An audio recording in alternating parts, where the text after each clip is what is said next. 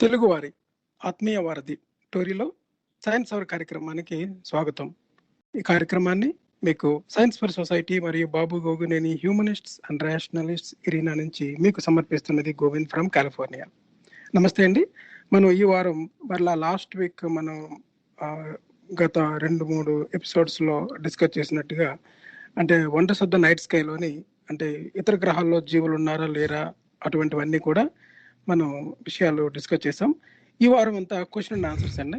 మీకు ఈ ఎపిసోడ్స్ మీద ఏమైనా క్వశ్చన్స్ ఉన్నా, లేకపోతే ఈ ఇతర గ్రహాల్లో జీవం ఉందా లేదా అన్న విషయాల మీద, మనకి ఇతర గ్రహాలు నివాసానికి ఆమోదయోగ్యంగా ఉంటాయా లేదా, మనకి అటువంటి ఆవశ్యకత ఉందా లేదా, సరే అండి, ఇటువంటి విషయాలన్నీ మనం ఈరోజు డిస్కస్ చేసుకుందామండి. మీకు వీలుంటే కాల్ చేయండి. ఈ షోలో మనకి మన regular guest science populariser Prasad Indukuri గారు మనతో పాటు ఉన్నారు. వెల్కమ్ టు ద షో అండి ప్రసాద్ గారు. థ్యాంక్ యూ గోవింద్ గారు. యా, ప్రసాద్ గారు, మనం గత ఎపిసోడ్స్ లోని ముఖ్యంగా ఇతర గ్రహాల్లో జీవం ఉందా లేదా అన్న విషయాలు మనం ఆ విషయాల మీద చాలా విషయాల్ని అంటే పాసిబిలిటీస్ అంటే సైంటిఫిక్ గా అటువంటి అవకాశాలు ఉన్నాయా లేదా అనే విషయాలన్నీ చూసాము. అందులో ఒక ప్రశ్న ఏంటంటే, మనకి తర్వాత కొన్ని ప్రశ్నలు వచ్చినాయండి దీనిపైన. అవి ఒక్కొక్కటి అడుగుతాను మిమ్మల్ని. మొదటి ప్రశ్న ఏంటంటే, మనకి అసలు ముఖ్యమైన పెద్ద అవరోధం ఏంటి అంటే, ఇతర గ్రహాల్లో గనక జీవులు ఉన్నట్లయితే, అంటే వాళ్ళు బుద్ధిజీవులు అన్నట్లయితే, అంటే ఏలియన్స్ అంటాం కదా, ఎక్స్ట్రా టెరెస్ట్రియల్ ఈటీస్ ఒకవేళ ఉన్నట్లయితే వాళ్ళు మనల్ని ఎందుకు కాంటాక్ట్ చేయలేకపోతున్నారు? అలా కాంటాక్ట్ చేయకపోవడానికి ఉన్న అసలు పెద్ద అవరోధం ఏంటి? What is the biggest hurdle? మనకి ఈ యూనివర్స్ లోని మనల్ని ఎందుకు కాంటాక్ట్ చేయలేకపోతున్నాయి? ఇంతకుముందు మనం ఫెర్మి పారాడాక్స్ అని చెప్పుకున్నాం. అసలు మనల్ని వాళ్ళు మనల్ని చేరకుండా చేస్తున్నాయి? సైంటిఫిక్ గా ఇటువంటి అవరోధం అనేది పెద్ద అవరోధంగా సైంటిస్టులు అందరూ అంగీకరిస్తున్నారు. ఈ విషయం చెప్పండి. తప్పకుండా గోవింద్ గారు. యా, మనం 5వ ఎపిసోడ్ చేస్తున్నాము వండర్స్ ఆఫ్ ద నైట్ స్కైలో. లాస్ట్ 2 weeks వచ్చేసి are we alone in the universe and where is everybody అన్నట్టుగా డిస్కస్ చేసుకున్నాం. అంటే ఫెర్మి పారాడాక్స్ లో డ్రేక్ ఈక్వేషన్ అండ్ ఫెర్మి గారు చెప్పిన ఫెర్మి పారాడాక్స్ అవి రెండు డిస్కస్ చేసుకున్నాం. అంటే వేరే లైఫ్ ఫార్మ్స్ ఉండే అవకాశం ఎంత ఉంటుంది, ఆర్ ఇంటెలిజెంట్ లైఫ్ ఫార్మ్స్ మనల్ని కమ్యూనికేట్ చేయగలిగే పాసిబిలిటీస్ ఎలాగుంటాయి within the Milky Way galaxy అన్నది మనం డ్రేక్ ఈక్వేషన్ తీసుకుంటే, అలాగే ఫెర్మి పారాడాక్స్ లో అంటే ఒక హైపోథెటికల్ ఎక్స్ప్లెనేషన్స్ అంటే మనల్ని ఎవరైనా కాంటాక్ట్ చేయలేకపోవటానికి బుద్ధిజీవులు ఎవరైనా కానీ వేరే స్టార్ సిస్టమ్స్ ఆర్ వేరే గ్రహాల మీద ఉండే వేరే జీవులతో సంపర్కానికి, మాటామంతి కలవటానికి, కమ్యూనికేట్ చేయటానికి అవకాశం లేకుండా ఉండే ఛాన్సెస్, పరిస్థితులు ఏమై ఉండొచ్చు అన్నది లాస్ట్ వీక్ మనం డిస్కస్ చేసుకున్నాం. రేరిటీ ఆఫ్ ఇంటెలిజెంట్ లైఫ్ అని అలాగా కొన్ని ఒక 7-8 బిగ్ పాయింట్స్ అన్నది. సో వీటిల్లో మీరు అడిగిన ఈ అన్నిటికన్నా పెద్ద అవరోధం ఏది అన్నది మనకి యాక్చువల్లీ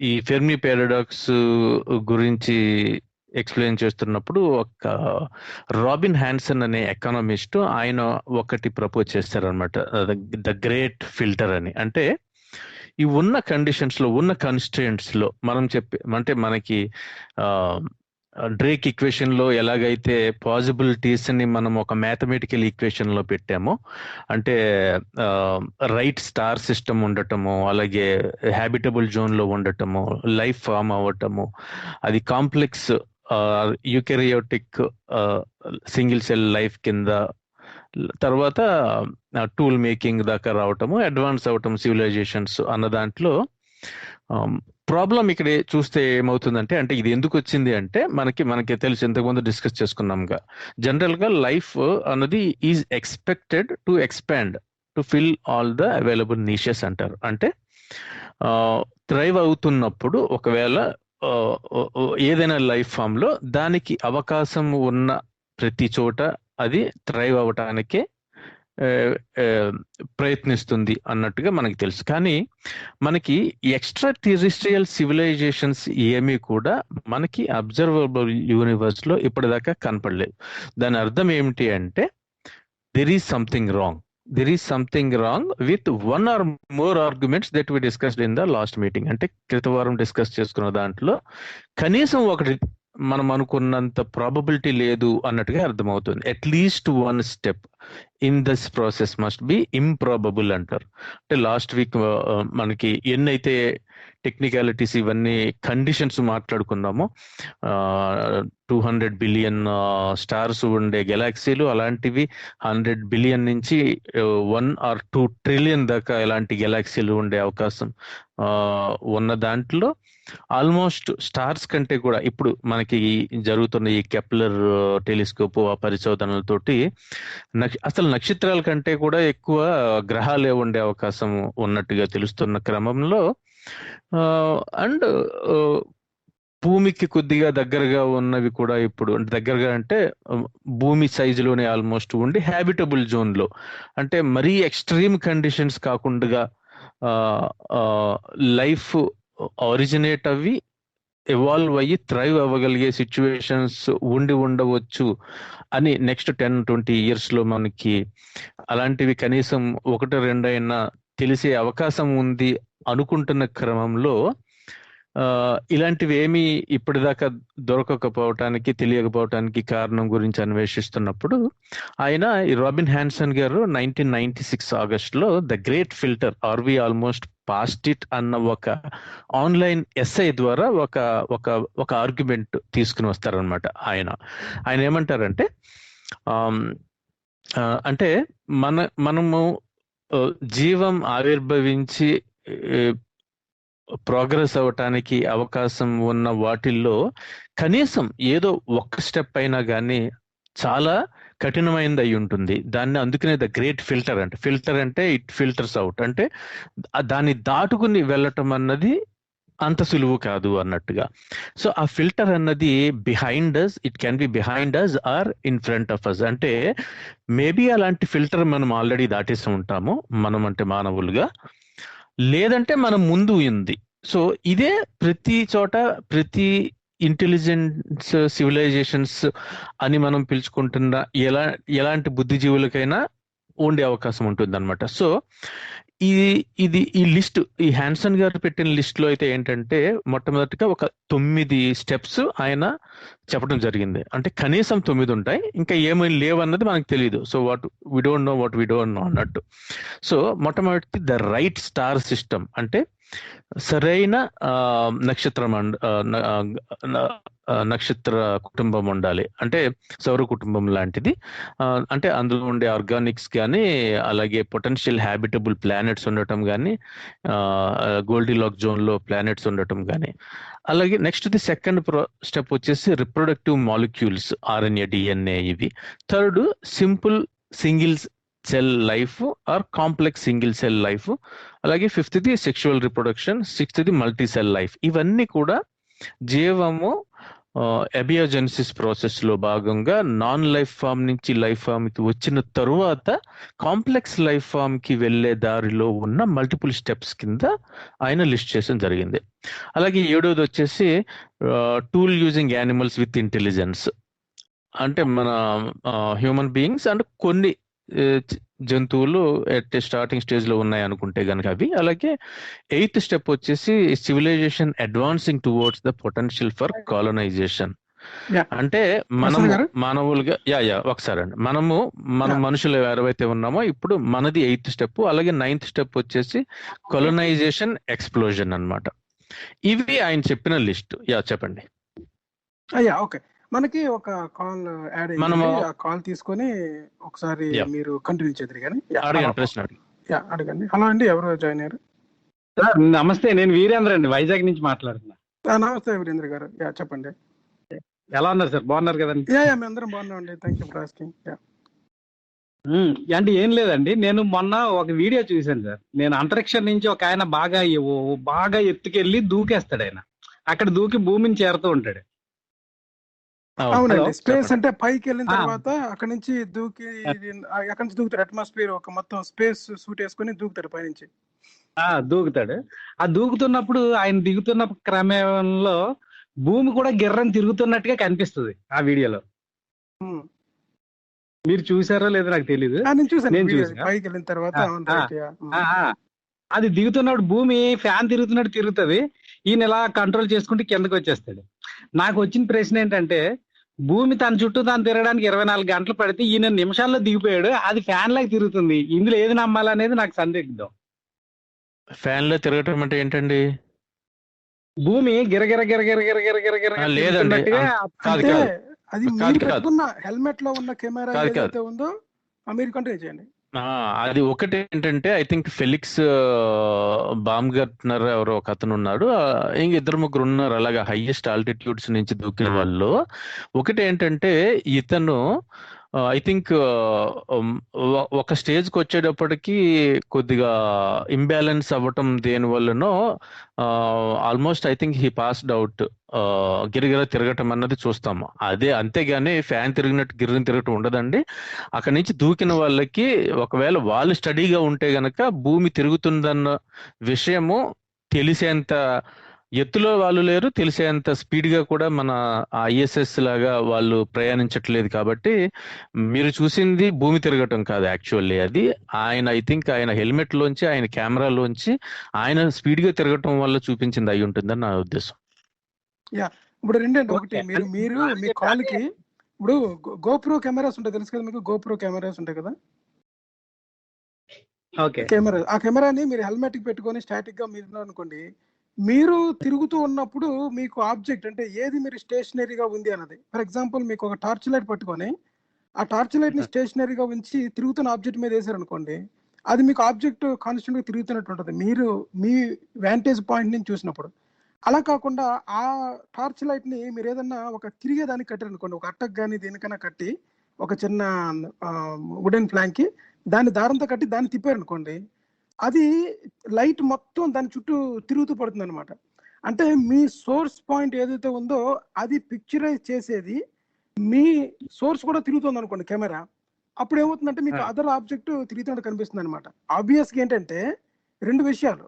ఒకటేమో అది ఫాల్స్ గా ఎర్త్ 24 అవర్స్ కంటే ఎక్కువ పట్టి అయి ఉండాలి రియాలిటీ అయితే, అది కాదు కదా.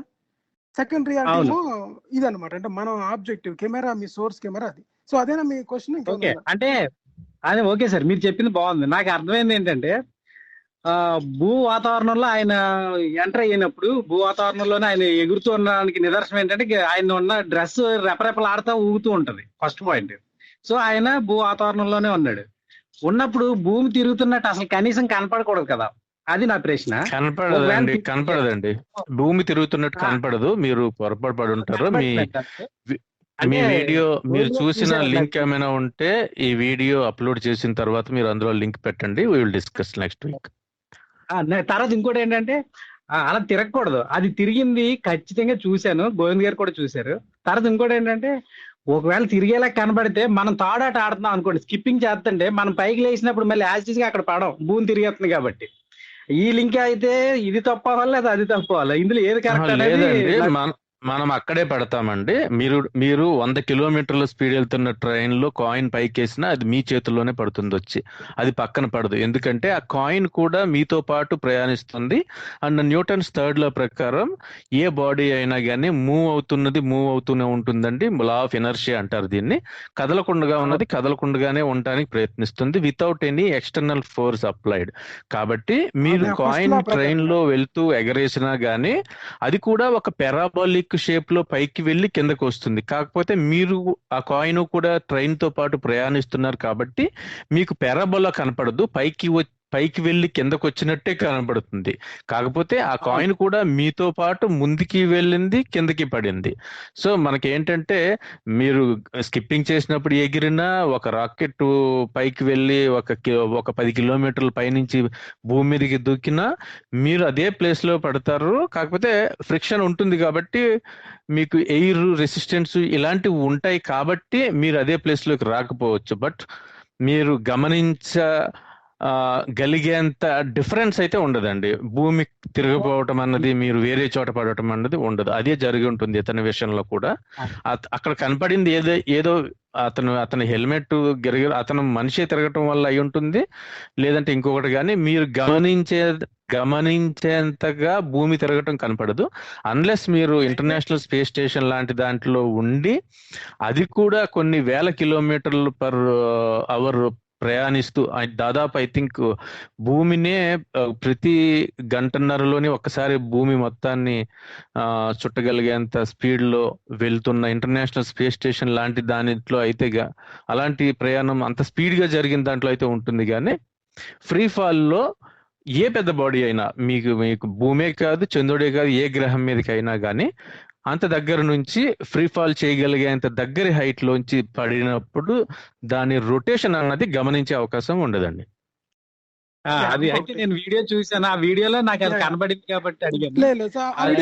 మీరు ఆ వీడియో ఎక్స్ప్లెనేషన్ ఏంటన్నది మనం చూద్దాము. మీరు ఆ లింక్ ఏమన్నా ఉంటే మనకి డిస్కస్ చేద్దామండి. ఇంకొక విషయం ఏంటంటే, మీరు హెలికాప్టర్ లో పైకి వెళ్ళారు అనుకోండి, ఇక్కడ నుంచి కనీసం ఒక 10 అడుగులు పైకి వెళ్ళారు అనుకోండి హెలికాప్టర్ లోని, అక్కడ ఉండండి గంట సేపు, కింద భూమి కదలదు, మీరు అక్కడే ఉంటారు. నేను అదే అంటున్నా, సేమ్ నేను కూడా అదే అంటున్నా. వాతావరణంలో ఉన్న ఆ వ్యక్తికి భూమి తిరిగినట్టు కనపడకూడదు కదా, ఈ వీడియోలో ఎలా కనపడేలాగా పెట్టారు, అయితే ఇది ఫేకా లేకపోతే అది కరెక్టా, ఇది కరెక్టా, ఏంది నమ్మాలి అన్నట్టు సందిగ్ధం. అది నా అభిప్రాయం. ఫేక్ కాదండి, మీరు చూసిన దానికి ఎక్స్ప్లెనేషన్ మనం ఇవ్వచ్చు. మీరు లింక్ ఈ వీక్ రిలీజ్ అయ్యే యూట్యూబ్ ఇండియన్ హ్యూమనిస్ట్ ఛానల్లో లింక్ పెట్టండి, మనం డిస్కస్ చేద్దాం. అది మనం చూడకుండా ఏం మాట్లాడలేము కదా ఇప్పుడు, మీకు ఎందుకు అనిపించిందో. డెఫినెట్ గా. Okay sir, thank you. Okay అండి, థ్యాంక్ యూ. తర్వాత సార్ ఇంకో ప్రశ్న అంటే ఇప్పుడు గ్రహాంతర వాసుల గురించి మనం మాట్లాడుకుంటున్నాం కదా, ఇప్పుడు ఎక్కడో జీవం ఉంది లేదా అనేది మనం డిస్కస్ చేస్తున్నాం. అంతవరకు మన అంత నాలెడ్జ్ వాళ్ళకి ఉందో లేదో తెలియదు కదండి మనల్ని కమ్యూనికేట్ చేయడానికి. అవునండి, అవును, తెలియదు కదా. ఏంటంటే అడ్వాన్స్మెంట్. ఆయన ప్రశ్న అడగనండి, ఆయన ప్రశ్న, మీ ప్రశ్న ఏంటి చెప్పండి. ఇప్పుడు అండమాన్ లో ఒక తెగ ఉందండి అడవిలో, ఆ తెగకి మామూలుగా మన లాంటి వాళ్ళకి రిలేషన్ లేదు, మనకి వాళ్ళకి అసలు రిలేషన్ లేదు. కానీ ఇలాంటి తెగ అక్కడ ఉందేమో, వేరే జీవంలో, వేరే గ్రహంలో. వాళ్ళు మనలాగా ఇంత సాంకేతిక పరిజ్ఞానం డెవలప్ చేయడానికి కొన్ని వేల సంవత్సరాలు పట్టొచ్చేమో, అందుకు మనకి వాళ్ళకి రిలేషన్ లేదేమో అని ఇలాంటి డౌట్లు కూడా ఉంటాయి కదా. అవునండి, అదే కదా మనం ఇప్పుడు లాస్ట్ పాయింట్, ఇప్పుడు 8th the civilisation advancing towards the potential for a colonisation explosion అన్నది చెప్తున్నాం. అంటే ఎన్ని కండిషన్స్ ఉన్న చోట లాస్ట్ లో వచ్చే 1-2 కండిషన్స్ ఏంటంటే, ఒకవేళ టూల్స్ కావలసిన పరికరాలని తయారు చేసుకోగలిగి టెక్నాలజీని ఇంప్రూవ్ చేసుకోగలిగే స్థితికి వచ్చినా కానీ ఆ తర్వాత కమ్యూనికేట్ చేయగలగాలి, లేదంటే ప్రయాణం చేయగలగాలి, లేదంటే కనీసం కమ్యూనికేషన్ అన్నా వేరే వాళ్ళతో చేయగలిగేలాగా వ్యవస్థలు ఏర్పాటు చేసుకునే అడ్వాన్స్మెంట్ అనేది ఉండాలి. సో ఇవన్నీ ఉండే పర్సంటేజ్ ఎంత అన్న దాని మీద మనం డిస్కస్ చేసుకుంటున్నాం. ఎందుకంటే వేరే బుద్ధిజీవులు మనల్ని కలవటానికి లేదంటే డెలిబరేట్ గా మెసేజ్ పంపటానికి అవకాశం ఎంత ఉంది అన్నప్పుడు ఈ స్టెప్స్ అన్ని డిస్కస్ చేస్తాం కాబట్టి చేస్తున్నాం. సో ఎస్, మనము అది ఉండొచ్చు, ఉండకపోవచ్చు, అవన్నీ కూడా మనం డిస్కస్ చేస్తున్నాం మన షోలో. కంటిన్యూ చేయండి సార్, థ్యాంక్ యూ, వింటూ ఉంటా. Thank you. ఓకే అండి, థ్యాంక్ యూ. సో గోవింద్ గారు, ఇంతకు ముందు మనం హ్యాన్సన్ గారు లిస్ట్ చెప్పిన దాంట్లో మనము ఈ 8th స్టెప్ లో ఉన్నట్టు, అంటే పొటెన్షియల్ ఫర్ కాలనైజేషన్, అంటే మనము ఈ రేడియో కమ్యూనికేషన్స్ దాకా, అలాగే ఇంటర్ ప్లానెటరీ ట్రావెల్ చేయగలిగే స్థితికి ఆల్మోస్ట్ దగ్గరగా నెక్స్ట్ 10 years లో నాసా కానీ లేదంటే స్పేస్ ఎక్స్ కానీ ఈ మార్స్ మీదకి మొట్టమొదటి మానవుణ్ణి పంపడానికి ఎదురు చూస్తున్న సమయానికి వస్తున్నాం. కాబట్టి ఈ 8th స్టెప్ వరకు ఉంది. నెక్స్ట్ కాలనైజేషన్ అన్నది అనుకుంటే, ఇక్కడ మనకి ఇంట్రెస్టింగ్ పాయింట్స్ కొన్ని ఉన్నాయండి. ఒకటి ఏంటంటే, మనకి ఇప్పటిదాకా ఈ 9 steps లో ఎవ్వరూ కూడా ఇది దాటినట్టుగా మనకి తెలియలేదు. పాయింట్ 1 ఒకటి. లేదంటే గనక మన పాలపుంతలోనే, మిల్కీవేలోనే చాలా కాలనీస్ ఉన్నట్టుగా మనకి తెలియాలి కనీసం. సో 9 స్టెప్పుల వరకు రాలేదు, 8 వరకు అయితే అది మనం ఉన్నాం. మనకి తెలిసి ఇప్పుడు దాకా కూడా ఓన్లీ ఒక జీవే మనకి తెలిసి ఉన్నట్టుగా మనకి తెలుస్తుంది. అలాగే సో 9వదే పెర్హాప్స్ అన్లైక్లీ ఉన్నా అన్నది ఒక పాయింట్ అయితే, ఒకటి ఆ 9వ స్టెప్లోకి వెళ్ళటానికి, అంటే వేరే గ్రహాలలో ఉండే బుద్ధిజీవుల్ని కాంటాక్ట్ చెయ్యలేకపోవటానికి ఏ బుద్ధిజీవుల కన్నా బిగ్గెస్ట్ హర్డిల్ అన్నది మేబీ ఒక కెటాస్ట్రఫీ అయి ఉండవచ్చునని. ఆ కెటాస్ట్రఫీ కెన్ బి ఎనీథింగ్, అంటే గ్లోబల్ కెటాస్ట్రఫీ, అంటే ఒక ఒక ఏదైనా ఒక ప్లానెట్ మీద బుద్ధిజీవులు డెవలప్ అవుతున్న క్రమంలో ఒక పెద్ద ఆస్ట్రాయిడ్ ఇంపాక్ట్ లాంటివి కానీ, లేదంటే యాక్సిడెంట్స్, టెక్నాలజికల్ యాక్సిడెంట్స్ కానీ, లేదంటే ప్రొక్రాస్టినేషన్ అంటారు, అంటే టెక్నాలజీ సర్వైవల్ని, ఎగ్జిస్టెన్స్ని, దానికి ఉండే బర్డెన్స్ని తగ్గించిన తర్వాత స్లో అవ్వటం కానీ, లేదంటే రిసోర్సెస్ లేకపోవటం కానీ, అంటే ఫిజికల్గా వేరే గ్రహాలకి, వేరే స్టార్ సిస్టమ్స్కి మధ్యలో ఈ ఇంటర్స్టెల్లార్ ట్రావెల్ చేయటం కానీ, ఇది చాలా ఎక్స్పెన్సివ్ పని కింద అవటం వలన, లేదంటే రిసోర్సెస్ సరిపోవటం అన్నది అయి ఉండవచ్చు అన్నది 9వ స్టెప్లో అయితే అని తెలుస్తుంది, మనకి అర్థమవుతుంది.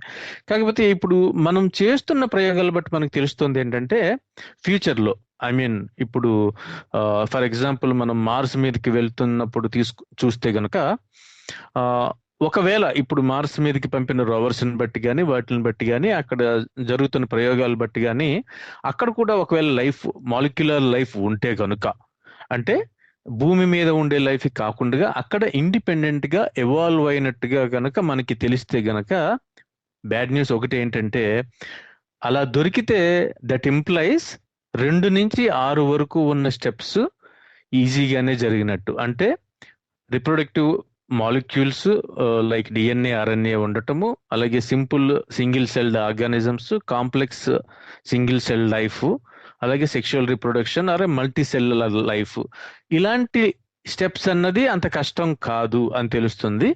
దట్ మీన్స్ మనకి ఇంకా again 8th and 9th steps, అంటే టూల్స్ మేకింగ్, తయారు చేసుకోవటం, లేదా వేరే గ్రహాల మీదకి వెళ్ళటం అనేది ఒక పెద్ద స్టెప్ కింద అర్థం చేసుకోవాలి. మనకు ఉండే శాంపుల్ తోటి, లిమిటెడ్ నెంబర్ ఆఫ్ శాంపుల్స్ తోటి. ఎందుకంటే ఇప్పటి వరకు భూమి ఒక్కటే శాంపుల్, మార్స్ కూడా శాంపుల్ అనుకుంటే అక్కడ కూడా లైఫ్ దొరికితే. ఇంకొకటి మనం చేస్తున్న టెలిస్కోప్ సెర్చెస్ అండి, 2 ఉన్నాయి. ఒకటి బయోసిగ్నేచర్స్ ని కనుగొనడానికి ప్రయత్నిస్తున్న టెలిస్కోప్ ఏదైతే ఉన్నాయో, అంటే ఏ ప్లానెట్ మీదైనా, ఆర్ ఇక్కడ ఎగ్జో ప్లానెట్ అనుకుంటే, అంటే సౌర కుటుంబానికి ఆవల ఉండే వేరే నక్షత్రాల చుట్టూ తిరిగే గ్రహాలు ఏమైనా ఉండి వాటిలో కూడా లైఫ్ ఫామ్స్ ఉంటే గనక వాటి సిగ్నేచర్ని పసిగట్టే, అంటే లైఫ్ ఉంటే ఏ రకమైనటువంటి గ్యాసెస్ లేదంటే పరిస్థితులు ఉండే అవకాశం ఉంది, అలాంటి పరిస్థితుల్లోని దూరం నుంచి చూసినప్పుడు ఎలా కనబడటానికి అవకాశం ఉంది అన్న మనకి తెలిసిన నాలెడ్జ్ని బట్టి చూసుకుని, అలాంటి బయోసిగ్నేచర్స్ ని చదవగలిగే వాటితో నియర్ ఫ్యూచర్లో మనకి ఈ గెలాక్సీలో ఎన్ని ప్లానెట్స్ అలా ఉండబోతున్నాయి లైఫ్ ని సపోర్ట్ చేయగలిగేవి అన్నది ఫ్రాక్షన్ ఎంత అన్నది, పర్సంటేజ్ ఎంత అన్నది తెలిసే అవకాశం ఉంది ఒకటండి. ఇంకొకటి టెక్నాలజికల్ సిగ్నేచర్స్, అంటే టెక్నో సిగ్నేచర్స్ ని చదవగలిగే టెలిస్కోప్స్ అంటారు. అంటే అడ్వాన్స్డ్ టెక్నాలజీ ఉంటే గనక ఈ రేడియో కమ్యూనికేషన్ ద్వారా కానీ, వేరే కమ్యూనికేషన్ సిస్టమ్స్ కానీ డెవలప్ అయి ఉంటే గనక వాటిని ఎలాగ గుర్తించవచ్చు అనేటటువంటి ప్రయోగాల ద్వారా గనుక మనకి చేసినప్పుడు, ఒకవేళ అలాంటి అడ్వాన్స్డ్ టెక్నాలజికల్ సిగ్నేచర్స్ గనుక దొరికితే గనుక ఫిల్టర్ పాస్ట్ లో ఉన్నట్టు, అంటే ద గ్రేట్ ఫిల్టర్ పాస్ట్ లో ఉన్నట్టు. అంటే అలాగే ఒకవేళ లైఫ్ సిస్టమ్స్ మాత్రం, అంటే బయో సిగ్నేచర్స్ ఎక్కువ దొరికి అడ్వాన్స్డ్ సిగ్నేచర్స్ దొరకకపోతే గనక ఫిల్టర్ ఫీచర్ లో ఉన్నట్టు. ఎందుకంటే లైఫ్ కామన్ గానే ఇవాల్వ్ అయి డెవలప్ అవుతుంది, కానీ వేరే టెక్నాలజీ డెవలప్ అవ్వటం లేదు అన్నది. అంటే అంటే టెక్నాలజీ డెవలప్ అవ్వటం, లేదా వేరే వాళ్ళతో కమ్యూనికేషన్ చేయగలిగే స్థాయికి వెళ్ళకపోవటం అన్నది జరిగి ఉండవచ్చు అన్నది. So all in all conclusion చూస్తే గనక మోస్ట్ ఆస్ట్రోబయాలజిస్ట్ చెప్పేది ఏంటంటే, ద గ్రేట్ ఫిల్టర్ అన్నది ఎయిదర్ ఎబియోజెనిసిస్, అంటే నాన్ లైఫ్ ఫామ్ నుంచి లైఫ్ ఎవాల్వ్ అయ్యే క్రమమే చాలా అన్లైక్లీ, చాలా చాలా కష్టతరం అయినది అయి ఉండొచ్చు అని. అలాగే ఇంకొకటి rise of technological human level intelligence అన్నది. అంటే మనకి తెలుసు, మనకి కొన్ని లక్షల స్పీషీస్లో, కొన్ని కోట్ల స్పీషీస్లో ఓన్లీ ఒకే బుద్ధిజీవులు ఉన్నారు భూమి మీద చూస్తుంటే కనుక, అది మనము. సో అది ఒకటి. అలాగే మూడోది వచ్చేసి inability to settle other world's అన్నది. అంటే సెల్ఫ్ డిస్ట్రక్షన్ కానీ, ల్యాక్ ఆఫ్ రిసోర్సెస్ వల్ల ఏదైతే కానీ వేరే చోటకి వెళ్ళటము లేదా కమ్యూనికేట్ చేయలేకపోవటం అన్నది. సో అది ద గ్రేట్ ఫిల్టర్ అన్నది it can be any of these three అన్నట్టుగా మనకి జనరల్ సైంటిఫిక్ కమ్యూనిటీలో ఉండే కన్సిస్టెన్స్. ఓకే, థ్యాంక్ యూ అండి ప్రసాద్ గారు. తర్వాత నెక్స్ట్ ఇంకొక ప్రశ్న ఏంటంటే, మీకు అసలు మనకి స్పేస్లోని ఏమైనా అసలు ఛాలెంజెస్ ఏంటి, లైఫ్ ఎదగడానికి కానీ లేకపోతే ఎటువంటి జీవులు ఉండడానికి అవకాశం ఉంటుంది, అంటే ఎటువంటి ఛాలెంజెస్ ఫేస్ చేస్తాయి ఒక లైఫ్, అంటే ఎనీ లైఫ్ ఫామ్ కానీ.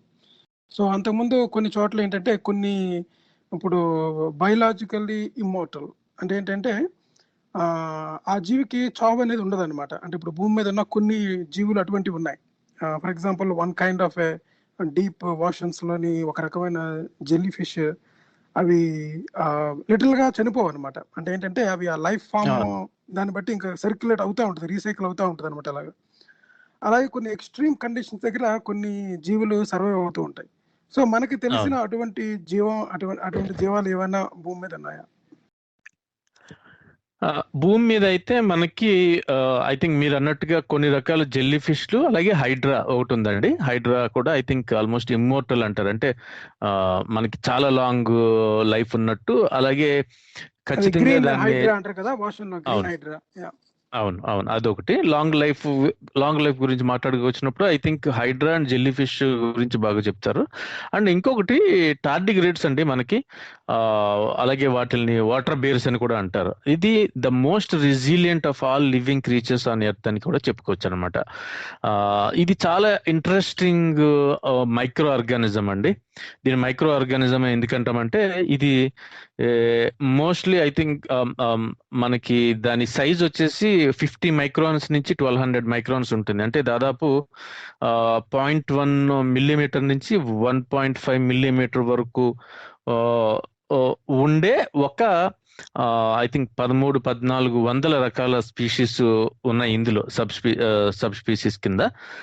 ఇది ఒక మైక్రో ఆర్గానిజం. అండ్ ఇది మనకంటే 0.1 to 1.5 అంటే ఆల్మోస్ట్ కంటికి కనిపించదు. అందులో బాగా పెద్ద సైజ్ అయితే మేబీ ఒక పెన్ను చుక్క పెడితే ఎంత ఉంటుందో అంత, 1 మిల్లీమీటర్ సైజులో ఉంటుంది అన్నట్టుగా. కాబట్టి వీటిని మైక్రోస్కోప్ లో చూస్తున్నప్పుడు, వాటి మీద ప్రయోగాలు చేసినప్పుడు, చూసినప్పుడు చాలా ఆశ్చర్యకరమైన అద్భుతమైన విషయాలు మనకి తెలియటం జరిగింది.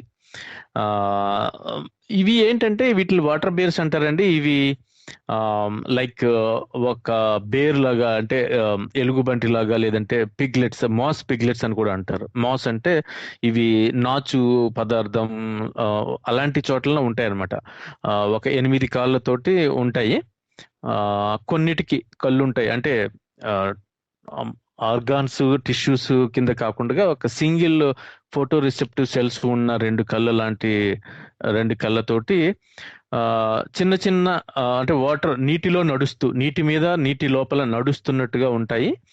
ఇవి చాలా చిన్నగా ఉంటాయి అండ్ ఆల్మోస్ట్ ట్రాన్స్పరెంట్ గా ఉంటాయి అన్నమాట. దాని పొట్టలో ఉండే పదార్థాన్ని బట్టి అది డిఫరెంట్ కలర్స్ లో కనపడుతూ ఉంటుంది మైక్రోస్కోప్ లో చూసినప్పుడు. అంటే చాలా మంది యంగ్ ఎంతూసియాస్ట్స్ వాళ్ళు వీటిల్ని మైక్రోస్కోప్ లో చూడటము, అంటే నాచు లాంటి, గడ్డి లాంటి నీటిలో పదార్థంలో ఉన్న దగ్గర తీసుకుని వచ్చి చూడటం మనం గమనించవచ్చు అనమాట. సో ఇది ద మోస్ట్ రెసిలియంట్ ఎందుకు అయింది అంటే, ఇది ఆల్మోస్ట్ దీని సర్వైవల్ స్కిల్స్ చాలా ఉంటాయండి మనకి.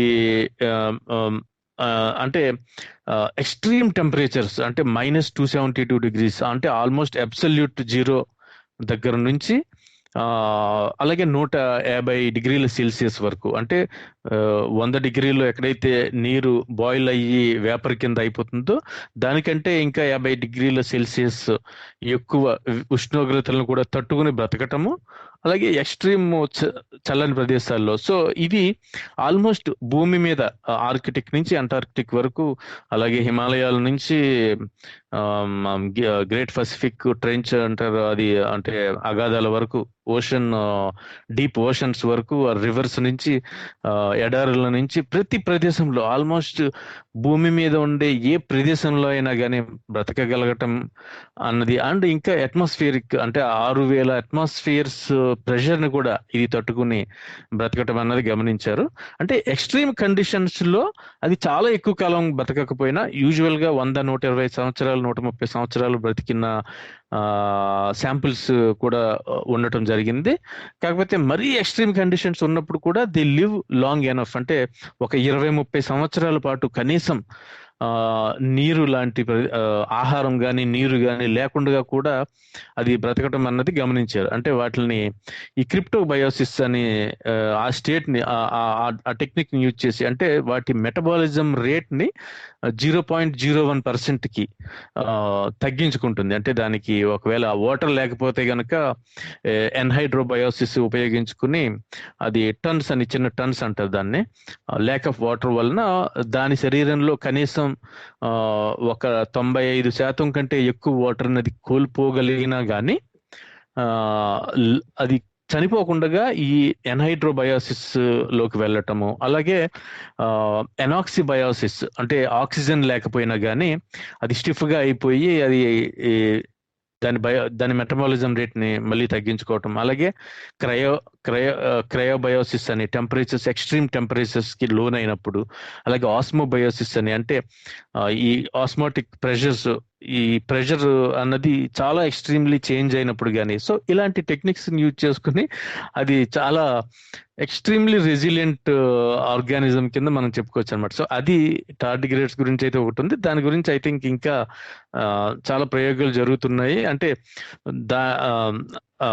అంటే ఫ్యూచర్ లో అది ఏ ప్రోటీన్లు ఎలాంటి సిస్టమ్స్ ఉపయోగించుకుని ఇలా చేయగలుగుతోంది అన్నది స్టడీ చేయగలిగితే గనక దాని నుంచి వేరే జీవులు కానీ లేదంటే మానవులు కానీ ఈ హైబర్నేషన్ లోకి వెళ్ళటము ఎలాగా, లేదంటే ఈ మెటబాలిజం రేట్ ని తగ్గించుకోవటం ఎలాగా, ఇలాంటి వాటికి ఏమైనా ఇన్పుట్స్ దొరుకుతాయేమో అని చూడటం అయితే జరుగుతుంది. అలాగే ఇవి జనరల్ గా టాక్టోపోడా అనే టాక్సానమీలో ఉంటాయండి. ఒకటి ఇందులో ఉండేవి టార్డిగ్రేడ్స్ అండ్ యూరిథ్రోపోడా అన్నది, అంటే మిగతా అన్ని బగ్స్, ఇన్సెక్ట్స్ అన్ని కూడా ఆ కేటగిరీకి చెందుతాయి అనమాట. అంటే ఇప్పుడు ఉండే పురుగులు, అన్ని రకాల పురుగులకి ఉండే యాన్సిస్టర్ కి టార్డిగ్రేడ్ కి కామన్ యాన్సిస్టర్ అన్నది దాదాపు ఒక 500 బిలియన్ ఇయర్స్ క్రితం ఉండవచ్చు అన్నది మనకి తెలుస్తున్న విషయం అనమాట. సో ఇది ఒకటి ఎక్స్ట్రీమ్లీ రెసిలియంట్ అనుకుంటే కనుక, అంటే ఇది ఐ థింక్ ఇవి స్పేస్ లోకి కూడా పంపటం జరిగింది. అండ్ స్పేస్ లో ఎక్స్ట్రీమ్ రేడియేషన్ ని, సోలార్ రేడియేషన్ ని, అలాగే వాక్యూమ్ ని కూడా ఇవి తట్టుకుని మళ్ళీ ఫేవరబుల్ కండిషన్స్ లోకి తీసుకుని వచ్చినప్పుడు అవి అందులోంచి బయటకు వచ్చి బ్రతకటం అన్నది మనకి తెలుస్తుంది. యా గుడ్ అండి, అమేజింగ్. అండ్ ఆల్సో ఇంకొక పాయింట్ ఏంటంటే ఇవి సుమారు ఎంత ఓల్డెస్ట్ యానిమల్ అంటే జీవరాశులు అంటే భూమి మీద ఏన్షియంట్ లైఫ్ ఫామ్ అంటే సుమారు 500 మిలియన్ ఇయర్స్ బ్యాక్, అంటే అప్పటి నుంచి ఉన్నాయన్నమాట. 500 మిలియన్ ఇయర్స్ బట్టి కూడా ఇవి ఉన్నాయి ఇవి. సో దీని దగ్గర నుంచి నేర్చుకునేది ఏమైనా ఉందా అంటే హ్యూమన్స్ ని మనకు ఒక హైబర్నేషన్ అనే ఒక స్టేట్ లోకి తీసుకువెళ్ళాలంటే ఈ జీవుల నుంచి మనం ఏదైనా ఒక పదార్థం కానీ ఏమైనా ఉంది, జీవ పదార్థం మనకి చాలా ఉన్నాయి. మనకి I think hibernation, partial hibernation లోకి వెళ్ళే ఉన్నాయండి. అంటే అమెజాన్ రివర్ లోని ఒక ఫిష్ ఉంటుంది అనమాట. అది ఏం చేస్తుందంటే లంగ్ ఫిష్ అంటారు అనుకుంటా, దాని లంగ్ ఫిష్, నాకు గుర్తులేదు పేరు సరిగ్గా. ఫిషెస్ ఉన్నాయి, కొన్ని కప్పలు ఉంటాయి, అలాగే కొన్ని బీర్స్ కూడా. ఐ థింక్ ఎలుగుబంట్లు కూడా వింటర్ లో సీజన్ బట్టి ఐ థింక్ హైబర్నేషన్ వెళ్ళి అంటే నిద్రపోతున్నట్టుగా ఉంటాయి. అంటే దాని మెటబాలిజం, దాని బ్రీతింగ్ అంతా కూడా చాలా స్లో చేసేసుకుంటాయి. అంటే ఎక్స్ట్రీమ్ కండిషన్స్ అంటే ఇప్పుడు వాటర్ బాగా తగ్గిపోయినప్పుడు టైంలో ఏం చేస్తుందంటే ఆహారం కానీ ఆ బురద లాంటి దాన్ని మింగి అది ముడుచుకొని లోపలికి వెళ్ళిపోతుంది అనమాట.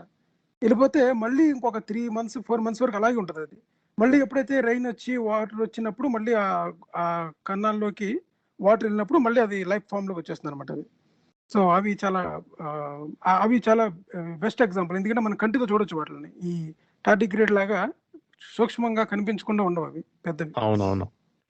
అలాగే మనం అంటే మనకి ఇంతకు ముందు ఒక క్వశ్చన్ వచ్చిందండి, can we live on Mars and what are the challenges అని. యా షూర్, డిస్కస్ చేద్దామండి. దీన్ని డిస్కస్ చేసే ముందు మనకు కాల్ యాడ్ ఇంకెవరైనా అయింది. ఉన్నారా? ఆ కాల్ తీసుకొని మనం ఈ ప్రశ్నలకి ఆన్సర్ చేద్దాం. యా, హలో అండి, ఎవరు జాయిన్ అయ్యారు? హలో, మీరు మీట్ లో ఉన్నారా? చూడండి. ఎవరు లేరు అనుకుంటారు. ఉన్నట్టుంది, అవినాష్ జాయిన్ హలో అయ్యారు. Hello sir, hello hi. Hello hi Avinash. Yeah చెప్పండి. వేరే గ్రహాల్లో జీవాల గురించి నా చిన్నప్పటి నుంచి సినిమాలు చూసినప్పుడు వేరే గ్రహాల నుంచి వచ్చిన వాటి గురించి చూసిన, ముందు నుంచి తీసుకున్న తర్వాత ఆఫ్టర్ ఎర్త్ వరకు, ఆఫ్టర్ ఎర్త్ మొన్న వచ్చిన వరకు, టుమారో వార్ వరకు, ఈ సినిమాలు అన్నిట్లో మనకు చూపించింది ఇతర గ్రహాల నుంచి వచ్చినవన్నీ భూలోకంలో మనిషిని నాశనం చేయడానికే.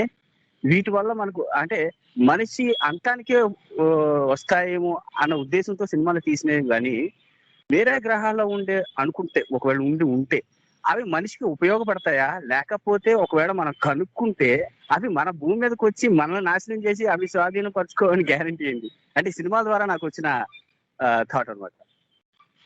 యా, ఒక పాయింట్ యాడ్ చేస్తాను ఇక్కడ ప్రసాద్ గారు ఆన్సర్ చేసే ముందు. అన్ని మూవీస్ మనకి మీరు అనుకున్నట్టుగా హాని చేసినవే కాదు. ఇప్పుడు ఈటీ మూవీ ఉందనుకోండి, ఈటీలోని అవి మనకి హాని చేయడానికి రావన్నమాట. అవి ఇక్కడికి వచ్చి తప్పుడు పోతుంది. అది దానికి ఇంకా పవర్స్ ఉంటాయి, అది హెల్ప్ చేస్తుంది మనకి ఈటీ మూవీలోని.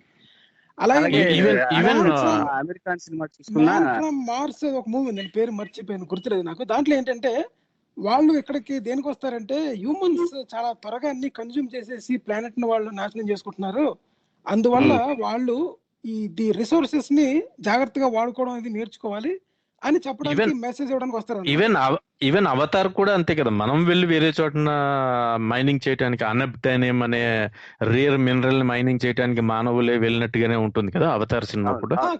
అలాగే మార్స్ అటాక్స్ అని ఒకటి ఉంటుంది, అది కూడా కామెడీ సినిమా లాగా ఉన్నా గానీ వాళ్ళు మామూలుగానే పీస్ఫుల్ గా వస్తారు. బట్ సమ్ మిస్అండర్స్టాండింగ్ జరగటం వలన, కమ్యూనికేషన్ గ్యాప్ వలన యుద్ధాలు అన్నది అనివార్యం అవుతాయి. అండ్ మన వాళ్ళని చంపేసినట్టుగా. అంటే ఇదేంటంటే ఖచ్చితంగా ఏదో చేయటానికే, నాశనం చేయటానికే వస్తారు లేదా రావాలి అన్నది కానీ లేదు. అలాగే పాస్ట్ డేటా తీసుకుంటే కనుక కాన్ఫ్లిక్ట్ అనేది ఇన్నోవేటబుల్ గా ఉంటుంది అన్నట్టుగా మనకు తెలుస్తుంది. ఎందుకంటే ఇద్దరు అపరిచితమైనటువంటి సివిలైజేషన్స్ కలిసిన ఎప్పుడైనా కానీ, భూమి మీద తీసుకున్న మన ఎగ్జాంపుల్స్ తీసుకున్నప్పుడు ఎప్పుడైనా కానీ, బలవంతుడు బలహీనుడిని అతని దగ్గర నుంచి రిసోర్సెస్ తీసుకుని వెళ్ళిపోవటం అన్నది ఇది ఇట్స్ ఎ ఫ్యాక్ట్. అండ్ అది మనుషుల విషయంలోనే కాదు, ఏ జీవి విషయంలో అయినా survival is the basic instinct అనుకున్నప్పుడు దానికి అవసరమైనటువంటి రిసోర్సెస్ ని గ్యాదర్ చేయటము అన్నది ప్రైమరీ ఆబ్జెక్టివ్ గా ఉంటుంది. కాబట్టి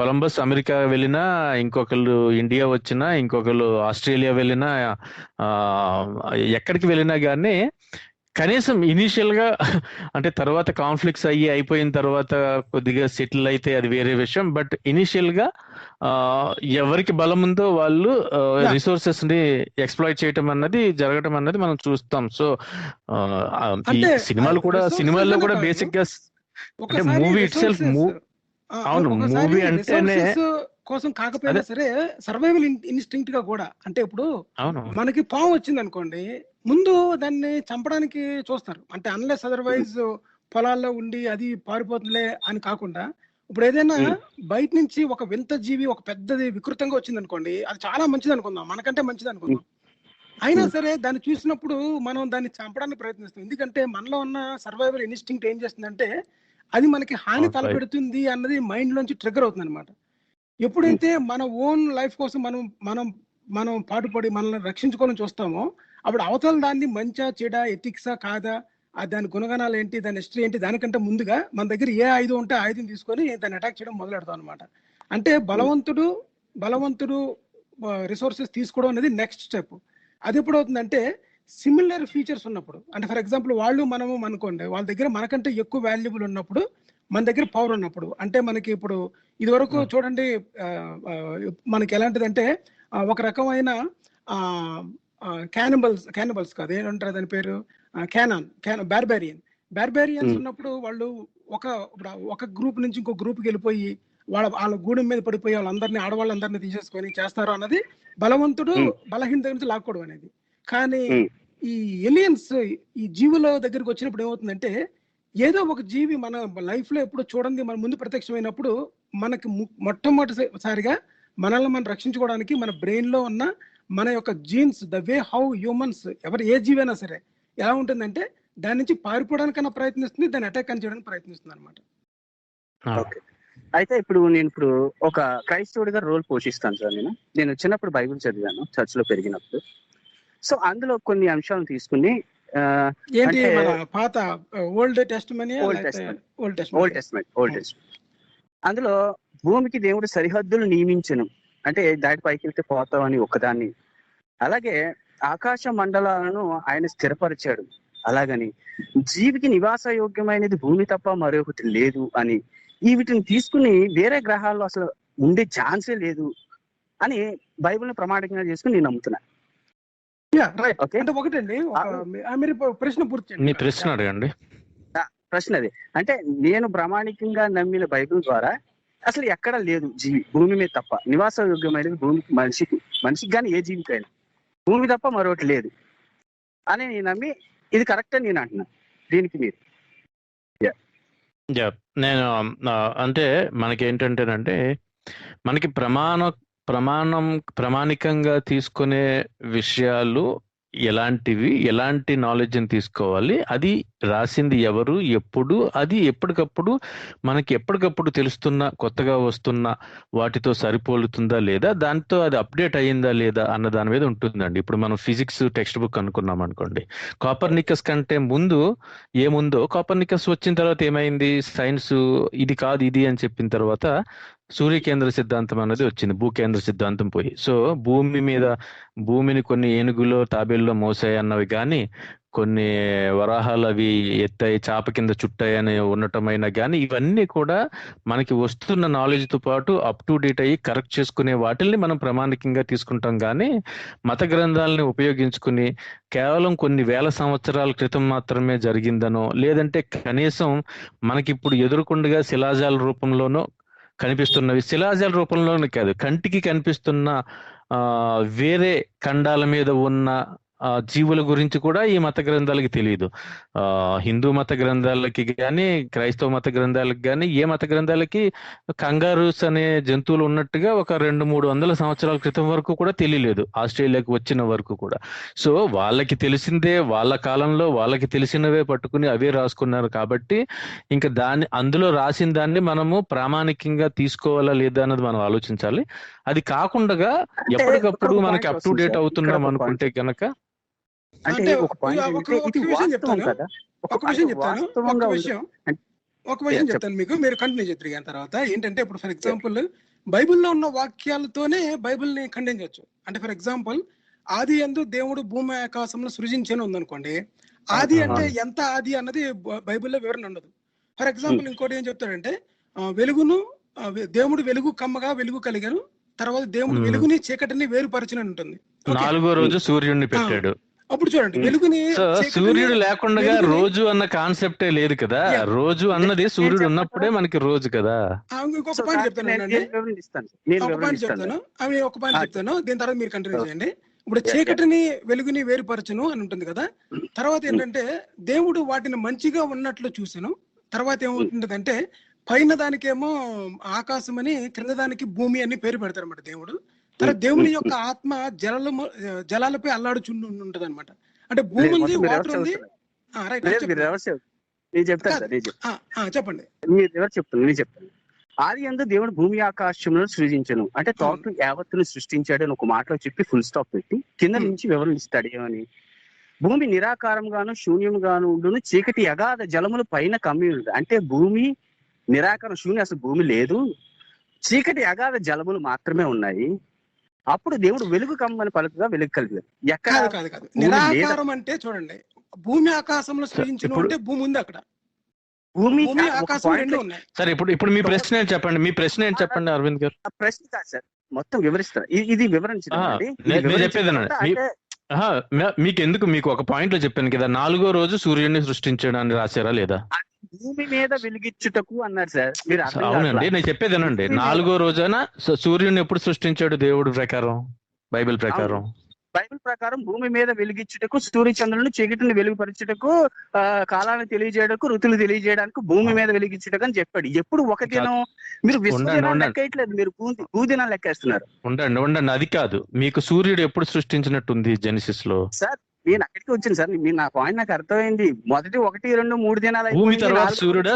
సరే, ఇప్పుడు అది కాదండి. మీకు మనకి ఎదురుకుండగా మనకి నక్షత్ర మండలాల్లో స్టార్స్ ఫామ్ అవటం దగ్గర నుంచి, ప్లానెట్స్ ఫామ్ అవటం దగ్గర నుంచి, స్టార్ సిస్టమ్స్ కొలాప్స్ అవటం దగ్గర నుంచి, బ్లాక్ హోల్స్ అవటం దగ్గర నుంచి అన్నిటికీ మనకి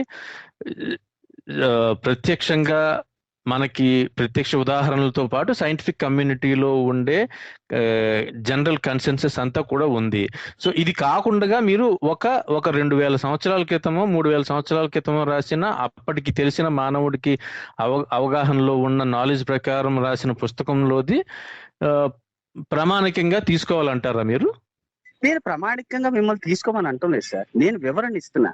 నేను ఒకవేళ తీసుకుని ఇది నమ్మి, ప్రశ్న చెప్పండి. మీ ప్రశ్నే లేదు సార్. అంటే నేను నమ్మి ఇది లేదు అని నేను అంటున్నా. అంటే వేరే జీవాల్లో గాని మనిషి, వేరే గ్రహాల్లో గాని మనిషి లేదు, జీవం లేదు, ఏ జీవి ఉండదు. ఇంకొకటి నియమించాడు కనుక దాటి పైకి వెళ్తే సరే ఓకేనండి. మీరు చెప్పిన దాన్ని బట్టి ఓకే. మీరు ఏంటంటే ఆ పుస్తకం ఎన్నిసార్లు తప్పు అయిందో అన్నది మనం చూసామని చెప్తున్నారు. మనకి నేను క్రైస్తవుడిగా ఒక రోల్ పోషిస్తున్నాను కనుక అదే అవకాశం మీరు ఇవ్వాలి.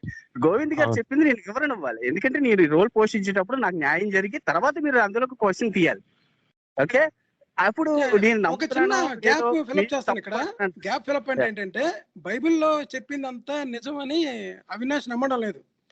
సెకండ్ పాయింట్ ఏంటంటే, ఒక కామన్ క్రిస్టియన్ భూమి ఈ ఎలా సృష్టించబడింది, జీవాలు ఎలా ఆవిర్భవించినవి, భూమి తాకి ఇంకేమీ లేదు, ఈ భూమిలో ఆర్డర్ ఎలాగైతే వచ్చింది అన్నది వాళ్ళు ఎంత ప్రగాఢంగా విశ్వసిస్తారు అన్నది దాంట్లోనే ఉంది కదా. ఆ విషయాలన్నింటిని నేను అందువల్ల దాన్ని నేను ప్రమాణంగా తీసుకుని దాన్నే నమ్ముతున్నాను. మీరు ఇప్పుడు ఈ మధ్యలో వచ్చి మిగతా చోట జీవం లేదని చెప్పడం ఏంటి, నాకు మా దేవుడు ఎప్పుడో చెప్పాడు అంటాడు కదా అన్నది అవినాష్ ప్రెజెంటేషన్. సరే, రేపు నిజంగా ఎక్కడైనా ఉందని తెలిసినప్పుడు కూడా ఎలాగ మార్చుతారో చూడండి. ఓకే, ఖచ్చితంగా అవుతారు సార్. ఒకటి మనకి ఇప్పుడు చూపించినట్టుగా వాస్తవం అందులో ఇప్పుడు వాళ్ళు ప్రకారం వెళ్ళాలి కనుక నేను వాదించాలి దీంట్లో. Sun moon stars 4th day అనే ఉందండి జెనిసిస్ లో. God made the sun moon and stars on the 4th day అని ఉంటుంది. So correct. ఈ కారణట్లా ఒక నిమిషం ఒక అవకాశం ఇవ్వండి సార్, నాకు ఒక అవకాశం ప్లీజ్. దేవుడు పై జలములు క్రింద జలములు వేరుపరచగా మధ్యన ఒక విశాలము కలిగాను, కింద జలముల నుండి పైకి తీసుకొచ్చి కింద జలములోని ఒక చోటను కూర్చి 6 నెలల కనబడుగాక అన్నాడు. అంటే సూర్యచంద్ర నక్షత్రాలు ఏమి కలగక ముందే అది కింద నీళ్ళ నుంచి జలాన్ని పైకి తీసుకొచ్చి 6 నెలలు కనబడిన తర్వాత 6 నెలలకు భూమి అని పేరు పెట్టాడు. కింద జలాల నుంచి వచ్చిన మిగతా ఏంటండి? క్రింద అంటే ఏంటి, పైన అంటే ఏంటి, నాకు అర్థం అవ్వలేదు. విశాలం మధ్యన ఉంది సార్. ఇది విశాలంలో కింద పైన ఎక్కడ ఉంటుంది? విశ్వంలో మీరు ఎటు తిరిగితే అదే కరెక్ట్ ఓరియంటేషన్. పై జలములు క్రింద జలములు వెళ్ళినప్పుడు మధ్యలో ఒక విశాలం వచ్చినప్పుడు క్రింద జలాలు ఉంటాయి, పై జలాలు ఉంటాయి. ఈ పైన మొత్తం జలాల మధ్యలో విశ్వం రౌండ్ గా ఉంది. ఆ విశ్వంలో సృష్టించబడినవే ఇవన్నీ. అప్పుడు నీకు టోటల్ విశ్వదినం లెక్కేస్తారా లేకపోతే భూదినం లెక్కేస్తారా? భూదినం ఎప్పుడు వచ్చింది? సూర్యచంద్ర నక్షత్రాలు వచ్చిన తర్వాత భూదినం వచ్చింది. అది కూడా మనిషి విశ్వదినం అంటే ఎవరు చెప్పారు? విశ్వదినం ఏంటో చెప్పండి. విశ్వదినం అంటే 24 hours కాదా? కాదు సార్. విశ్వదినం అంటే ఎన్ని గంటలు, ఎన్ని రోజులు, 1000 సంవత్సరాల, 100 కోట్ల సంవత్సరాలు అవుతుంది సార్. 100 కోట్ల సంవత్సరాలు. ఎందుకంటే 100 కోట్ల 100 కోట 100 కోట్లండి. 100 చెప్తాను. ఇప్పుడు సృష్టి పుట్టి 1500 కోట్ల సంవత్సరాలు అయిందని సైన్స్ చెప్తుంది, రైట్? మీరు ఆ నెంబర్ కి ఈక్వల్ చేసేయండి. బైబిల్ ప్రకారంగా ఈక్వల్ చేసేయండి. 1500 కోట్లు అనుకుందాం, కరెక్ట్ గా 13.5 బిలియన్ ఇయర్స్ అనుకుందాం, దానికి ఈక్వల్ చేసేద్దాము. మరి ఫస్ట్ రోజు దినం అన్నప్పుడు 13.5 బిలియన్ ఇయర్స్ అయినప్పుడు రెండో రోజు దినం కూడా 13.5 బిలియన్ ఇయర్స్ అవ్వాలి కదా? కరెక్ట్ అంతే. అలా 3 అంటే దాని ప్రకారం మీరు ఎన్ని 5 దినాలు అయితే 5 into 6 days కదా, 6 multiplied by 13.5 బిలియన్ ఇయర్స్. అవును, భూమి ప్రకారం భూమి విశ్వ ప్రకారం ప్రకారం అంటే కాదు. విశ్వ ప్రకారం అది ఒక రోజు 2 రోజులు 3 రోజులు అవుతుంది. బైబిల్ ప్రకారం అలాగా భూమి ప్రకారం అలాగ అవ్వదు, 100 కోట్ల సంవత్సరాలు అవుతుంది. ఏమంటే మీరు కామన్ క్రిస్టియన్ కంటే కూడా ఇంకా బాగా డౌన్ వెళ్ళిపోయింది మైండ్. ఇంకా మీకంటే కామన్ క్రైస్తవుడు ఇంకా బాగా చెప్తాడు. సార్ విశ్వదినమో విశ్వకర్త దినమో కొత్తగా ఇప్పుడు మాకు కొత్త విషయం అయితే తెలిసింది. Thank you. అలా కాదు సార్, నేను చదివిన దాంట్లో నుంచి, నేను ఊహించిన దాంట్లో నుంచి నేను కనుక్కున్న ఆన్సర్, నాకు వచ్చిన ఆన్సర్ చెప్తున్నాను. ఎందుకంటే 4వ దినాన సూర్యచంద్రుని లక్షించి తీసిన తర్వాత 1 దినం 2వ దినం 3వ దినం ఎలాగైంది అంటే భూమి అసలు పుట్టక ముందే ఆయన 1 దినం అన్నాడు పైనుండి. సరే అంతేందుకనే నాకు 7వ రోజున దేవుడు ఎందుకు రెస్ట్ తీసుకున్నాడు చెప్పండి చాలు. అంతా మంచిదైనట్టు చూసిన తర్వాత విశ్రాంతి తీసుకుని. ఎందుకంటే విశ్రాంతి దేవుడికి విశ్రాంతి అంటే సార్ మనకి మనిషికి తెలియచేయడానికి విశ్రాంతి అనండి. అంటే ఆయన ఏదో రెస్ట్ తీసుకున్నాడని కాదు, ఆయన అక్కడ రాసి ఉందండి విశ్రాంతి తీసుకున్నాడని. మీరు అక్కడ రాసి ఉంటే మీరు కాదని ఎలా చెప్తారు? చేసిన పని అంతటిని మంచిదైనట్టు చూసి ఆయన విశ్రాంతి తీసుకుని ఆయన చేసిన యావత్తును చూచాడు అని అర్థం. చూచాడు అని అంటే ఏంటి? విశ్రాంతి అంటే అర్థం చెప్పండి నాకు. చూసాడు పక్కన అర్థం. విశ్రాంతి ఎందుకు తీసుకున్నాడు?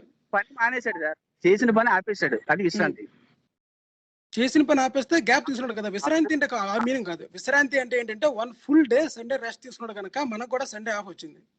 అవును, బైబిల్ ప్రకారం మనిషి 6000 సంవత్సరాలు అయిందని చెప్తుంది, కానీ ఆదాము పుట్టి 6000 సంవత్సరాలు అవ్వాలా. ఆదాము పుట్టి 6000 సంవత్సరాలు అవ్వలేదా? కాదండి, ఆదాము పుట్టి సరే భూమి పుట్టి భూమి దగ్గర నుంచి ఆదాము వరకు 6000 వేసుకుందాం మనం. అక్కడి నుంచి మీకు 6000 ఎలా వచ్చింది తెలుసా? మీకు జెనిసిస్ లోని ఆ వంశావళి ఏదైతే ఉంటుందో వాళ్ళ జనరేషన్స్ ని మల్టిప్లై చేసుకుంటూ వెళ్ళిపోతే మనకి 6000 అన్నది వచ్చింది. 6000 అన్న మాట బైబిల్లో అక్కడ ఉండదు. కరెక్ట్ కానీ ఆ లెక్కల ప్రకారమే మనిషి, అంటే ఆ లెక్కల ప్రకారమే బైబిల్ లెక్కల ప్రకారం 6000 నేను అంటున్నా. కానీ ఆదాము 6వ రోజు పుట్టాడు, 6వ రోజున చేశాడు. 6వ రోజున అంతా అంటే మనం విశ్వ లెక్కల ప్రకారం 100 కోట్ల సంవత్సరాలు అయినప్పుడు మరి బైబిల్ లెక్కల ప్రకారం 6000 అవుతుంది కదా.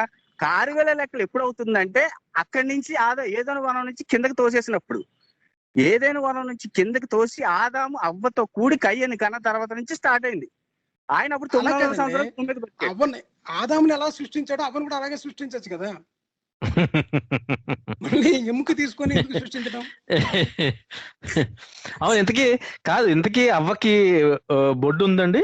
నాభి ఉందా? నాభి ఫోటోలో ఉంటుంది. అంటే మరి ఆవిడ తల్లి గర్భమున జన్మించకుండా మగని పక్కటెముక నుంచి జన్మిస్తే బొడ్డు ఎందుకు వచ్చింది ఆవిడకి?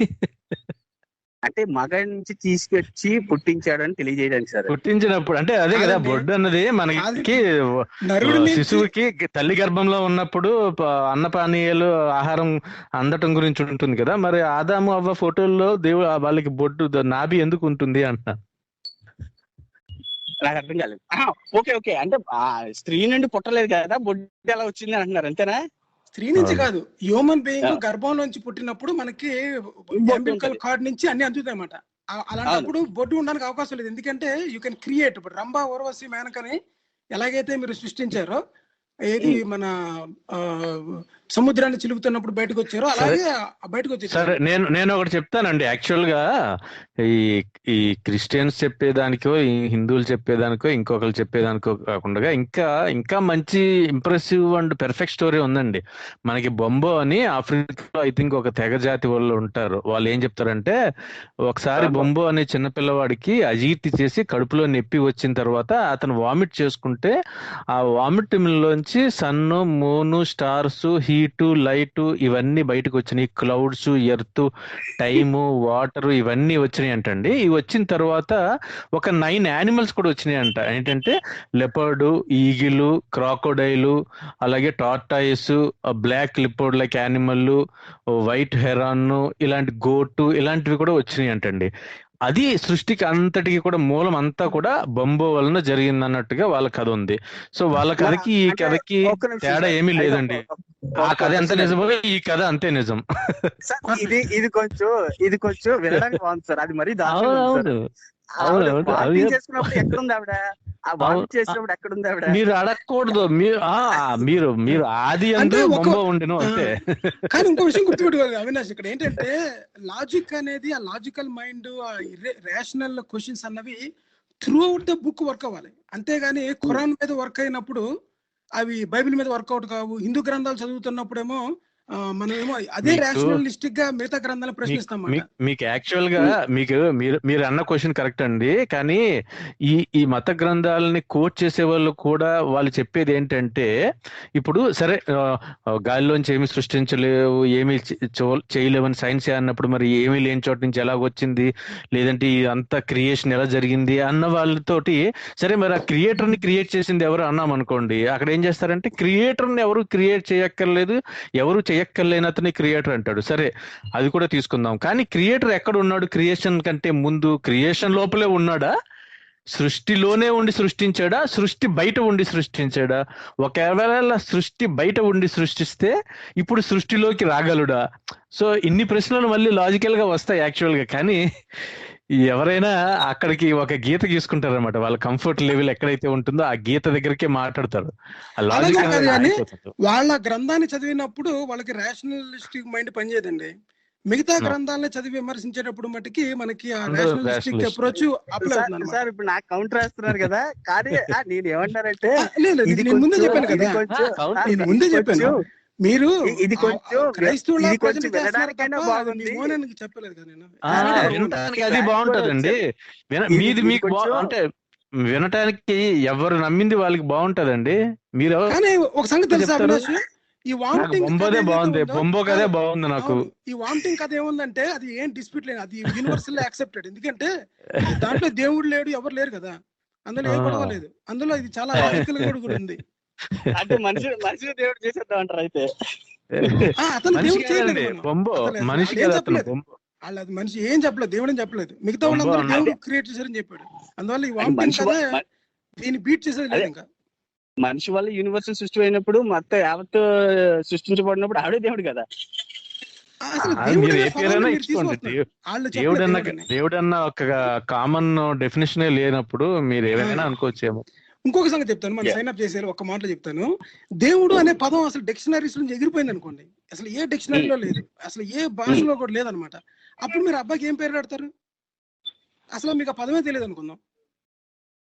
ఓకే, అంటే అదే దేవుడు అనే పదం తెలుసు కదా, చెప్పిన ప్రతిదాన్ని దేవుడు అంటారు. ప్రసాద్ గారు ప్రసాదం. ఓకేనండి, థ్యాంక్ యూ అండి. నైస్ డిస్కషన్ మనకి అయిపోయింది. ఓకే ప్రసాద్ గారు, మనకి సైన్ అప్ టైం అయిపోయింది, కరెక్ట్ గా 10 o'clock అయిపోయింది. ఓకే అండి, నెక్స్ట్ వీక్ మనం మాట్లాడుకుందాం. Thank you very much. Okay, thank you అండి. బాయ్.